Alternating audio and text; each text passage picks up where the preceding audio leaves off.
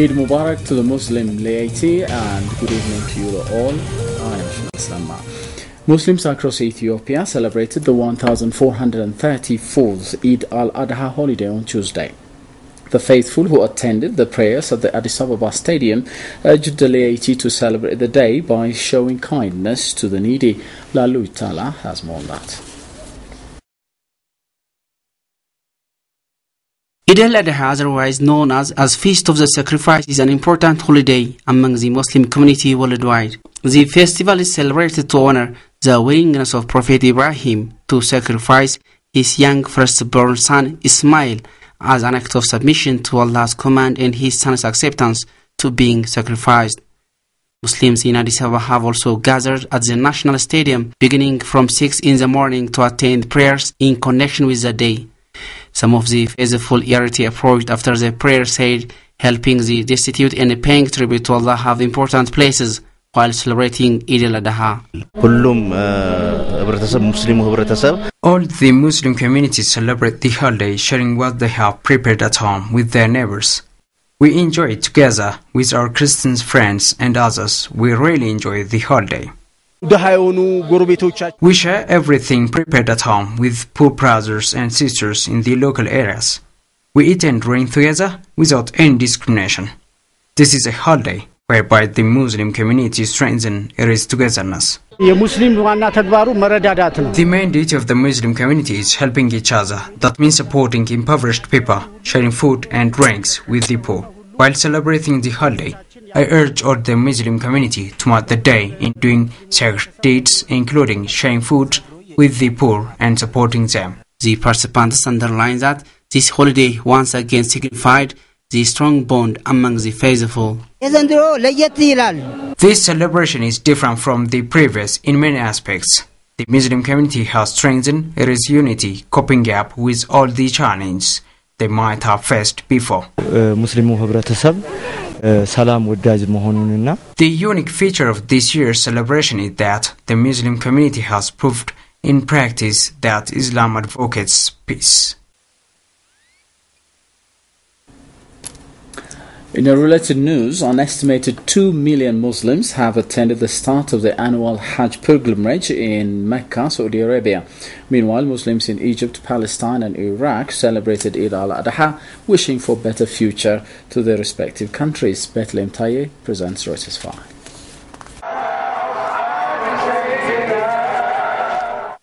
The sun sets on the first day of Hajj, where almost 2 million Muslim pilgrims take part in the Muslim pilgrimage. The day of Arafat, considered the most important day during the Muslim pilgrimage of Hajj, sees pilgrims making their way to the site of Mount Arafat to spend much of the day in prayer. It is also the site where Muslims believe the Prophet Muhammad delivered his last sermon to believers. Pilgrims are seen clothed in white, standing and sitting on Mount Arafat joined in prayer. In related news, Egyptians turned out in their hundreds to offer prayer on the first day of the Muslim celebration of Eid al-Adha at the Mustafa Muhammad Mosque in Cairo. This year, Egyptians marked the 4-day holiday amidst continuing political turmoil. Many Egyptians hope for peace during the Eid al-Adha holiday and for a long-term resolution in Egypt. I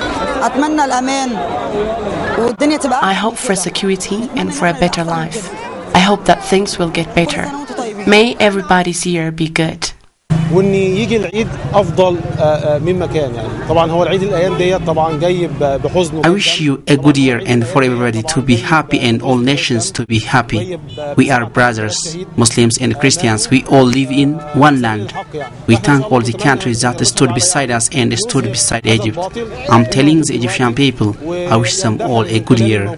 In another news, Muslims in Jerusalem, West Bank and Gaza streamed into a compound housing the Al-Aqsa Mosque on Tuesday to join prayers for Eid al-Adha. In Ramallah, seat of the Palestinian Authority, Prime Minister Rami Hamdallah joined prayers inside a mosque with ministers and other officials. At the grave of late Palestinian leader Yasser Arafat, he called for unity with the Hamas government, which controls the Gaza Strip. في هذه المناسبة نوجه الدعوة لإخوتنا في قطاع غزة بإنهاء هذا الانقسام. On this occasion, we extend an invitation to our brothers in Gaza to end the strife and return to the national unity. Also on this occasion, we hope for the quick recovery for the wounded and the mercy for our martyrs and the freedom of prisoner heroes sitting in occupation prisons. Meanwhile, Iraqi Sunni Muslims observed the first day of the Muslim feast of sacrifice, or Eid al-Adha, gathering at mosques at dawn for prayers, praying to God for an end to the daily bombings and attacks that plague their country.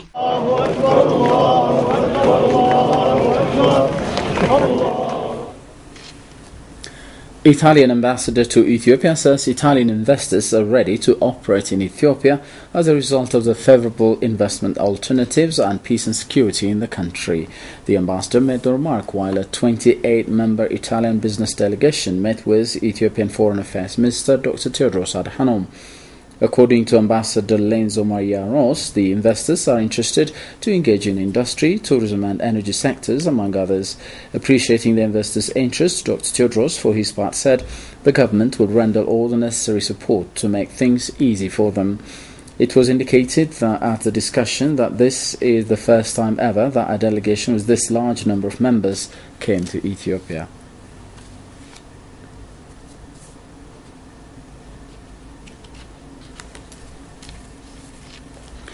Egypt's Supreme Committee for Water has welcomed recent statements by Ethiopia's Prime Minister Haile Mariam that Ethiopia would always take Egypt's water needs into consideration. The committee said in a meeting headed by Egyptian Prime Minister Hazem El Bablawi recently that the Egyptian government is keen to reach on an agreement to serve the best interests of all parties. The committee said that Egypt seeks to cooperate with Ethiopia and Sudan regarding the Renaissance Dam project, stressing the importance of political will by all three parties. According to Ethiopian Ministry of Foreign Affairs, the Egyptian government is looking forward to a trilateral meeting between the water ministers of the three countries as soon as possible.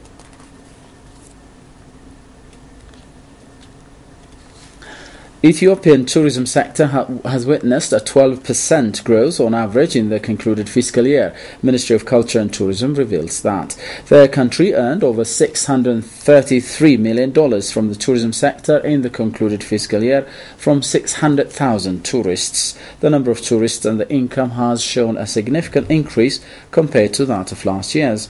Tourism Development and Marketing Directorate Coordinator with the Ministry, Girma Yimer, attributed the increase to the promotion works and development of tourism destinations. The Ministry plans to increase the number of tourists to 1 million by the end of the Growth and Transformation Plan GTP period. He further said the efforts are also underway to make Ethiopia one of the top 5 destinations in Africa by the year 2020. Ethiopian Orthodox Church vows to continue its development activities strengthened. The Church held the 32nd regular meeting of the Ethiopian Orthodox Tewahedo Church Synod. Speaking on the occasion, Patriarch of the Ethiopian Orthodox Church, His Holiness Abuna Matea, said the Church will do its level best to provide good service to the faithful. He also called upon the public to join hands for the country's development.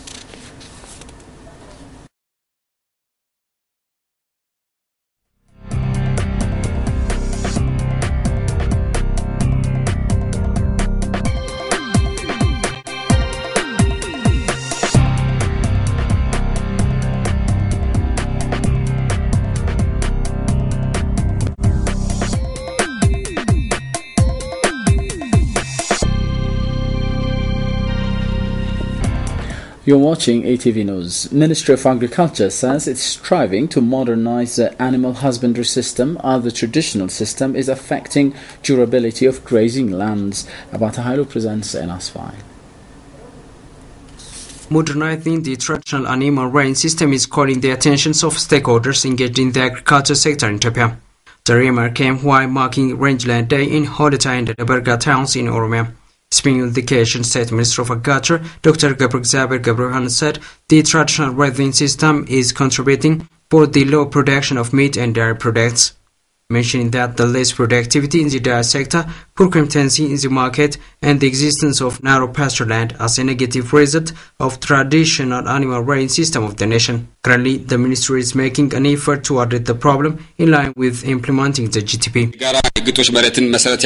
As it is clearly put in the national policy and the GTP, there should be a transform from common pasture land use to modern system. With the view to this, an action has already begun to be implemented. Urgent activity should be made towards maximizing production and productivity, protecting pasture land and biodiversity, as well as creating modern market-led system, he said. He called on stakeholders and the community to protect pasture land, considering it is economic benefits. Adding that, with this view, the ministry is working in collaboration with Pasture and Rangeland Forum of Ethiopia. Forum Chief Dr. Lema Gizacho, for his part, said an awareness creation activity has been done on how to protect and develop pasture land resource since 2012. Livestock Research Director at the Institute of Agricultural Research, Dr. Getnet Asafa, also mentioned that the pasture land in the area is getting reduced significantly as a result of the increasing population.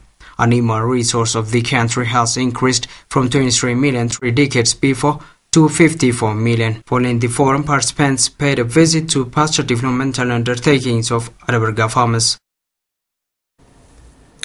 Here are now a couple of international news items. African Union condemned the killing of 3 Senegalese officers of a formed police unit of the African Union United Nations hybrid operation in Darfur, UNAMID.